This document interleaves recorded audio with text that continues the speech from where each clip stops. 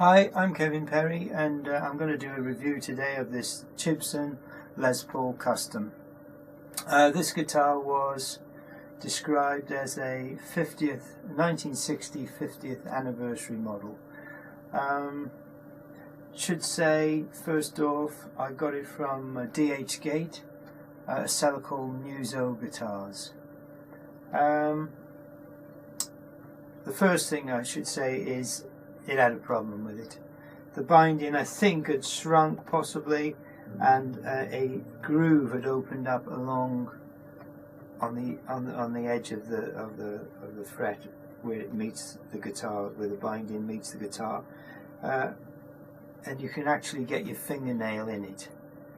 And whilst it doesn't affect the sixth string at all, it did affect the first string, and what would happen is that the string would jump off the fret and stick in this groove. Part of the problem was the nut was cut wrong. The first string slot was too near the edge of the fingerboard. It made the string very close to the edge of the fingerboard, and it would jump off the fret and stick in this little groove that was alongside of it. I think the binding is not right, because it doesn't seem to come on top of the frets. I'm not sure how it's supposed to come, but it's actually slightly lower than the fret, so the string, if you force it, can still jump off the fret. But now I've replaced this nut, that doesn't actually happen whilst you're playing anymore. Before, when the nut was faulty, it actually happened while you were playing, and it made the guitar useless really. I filled the gap with some sort of two-part metal putty that you just mix up and just squeeze it in. Very simple job, only took me a few minutes to do it. Just squeezed in it. It's set in about 2 minutes, and it's been perfect ever since. The one obvious giveaway is the size of the logo on the Custom. It's a little bit too small, so that's a dead giveaway. Nice Gibson logo. Other than that, hope you can see it. I'm not quite sure where the camera is on that one. Fake Grover machine heads, which I must say are great. They really work brilliantly. Fake serial number made in USA, which of course it isn't. Right, what else can I say? Lovely neck on it. I don't know what the timber was supposed to be mahogany. Obviously I can't tell if there's how many pieces it's made of or anything, but it looks good. It looks nice. So the other thing it's got on the bottom of the headstock is this other Gibson logo there, I must admit. I had one of these guitars in 1974, a real Gibson, and it's you know, it's pretty comparable looks wise anyway, and playability wise. It plays nice. Now I've fixed those faults, it does play pretty nice, and it tunes up wonderfully. The pickups, I like the sound of them. They suit my style of playing. I never play on overdrive, so it's not a problem, but I have tried them on overdrive and they do feedback like crazy. So, you know, if you're a rock guitarist or something, you'd have to change the pickups. I haven't changed anything on it other than those two little jobs that I've mentioned. I haven't changed the controls. The metalwork is okay. I mean, I have messed about with the setup an awful lot, but I've got it now to where I sort of really like it, and the intonation is wonderful. I would say this actually tunes up just as well as my original 1974 Gibson. I'll just have a look at my list, see what other things I've got to mention. Fingerboard, well, it's supposed to be ebony. I don't know if it is ebony. I somehow don't think it is ebony. It's just some sort of dark wood. The frets are a little bit hard, and when I actually got it, the edges of the fingerboard were quite sharp. It was pretty uncomfortable to play.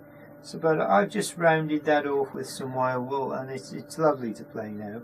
But it was quite sharp, and I don't know what it is, whether the frets are quite high or big frets. I don't know what it is, but it can sometimes feel a little bit hard on your fingers. Jack socket is just an ordinary plastic sort of affair, but it's quite adequate. It stays in there nicely. It cost about £200, including import duties. What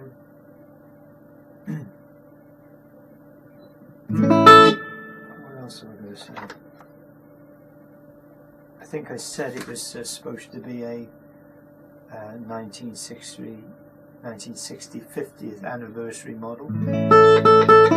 I'll just take you through the pickups. Okay, the rhythm pickup. Sorry.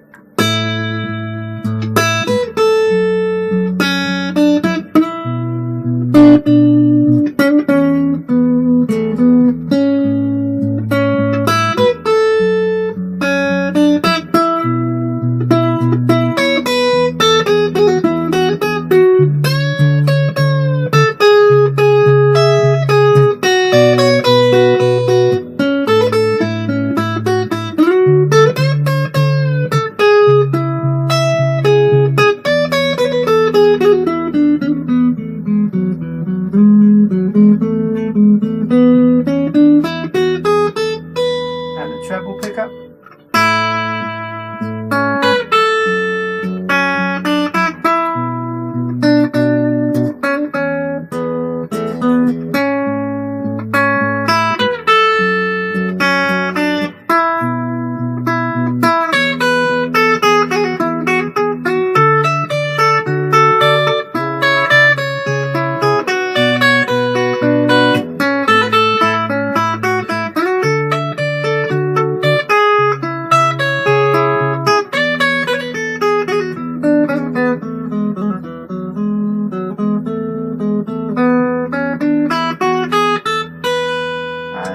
Two pickups.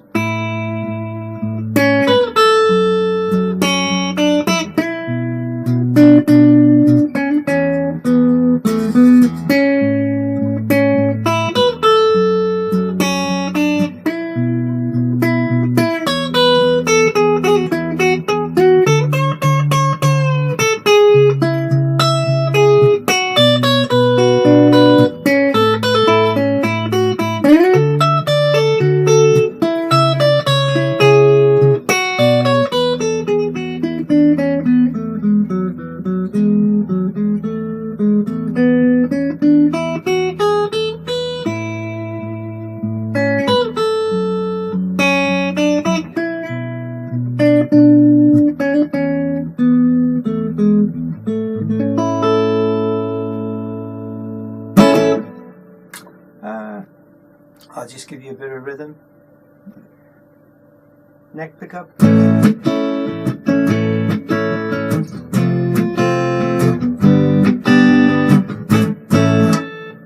Treble pickup.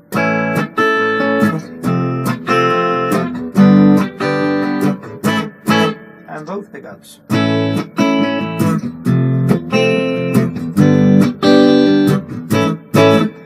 I think the guitar's got a few fret buzzes. As I say, I've messed around with the action quite a bit. This is sort of how I like it to play. I don't know whether I'll be able to get rid of some of those fret buzzes. I probably can.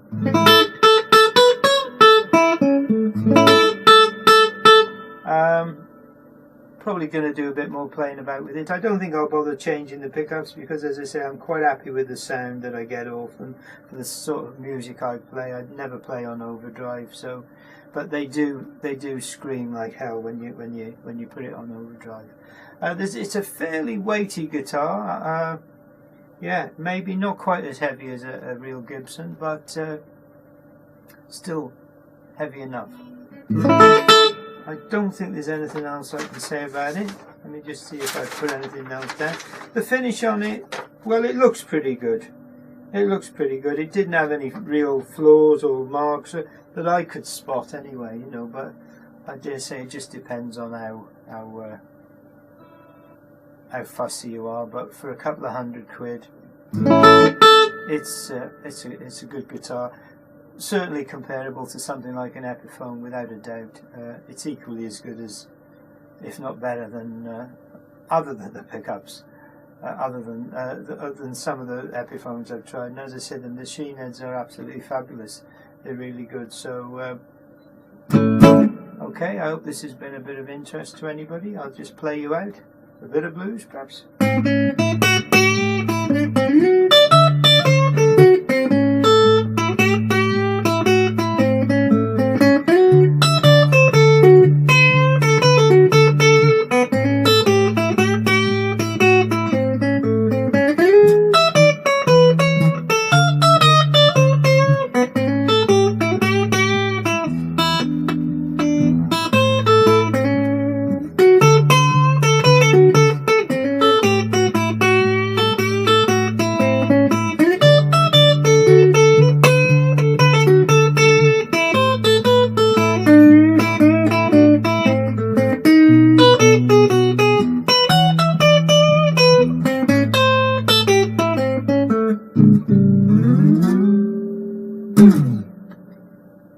Happy playing.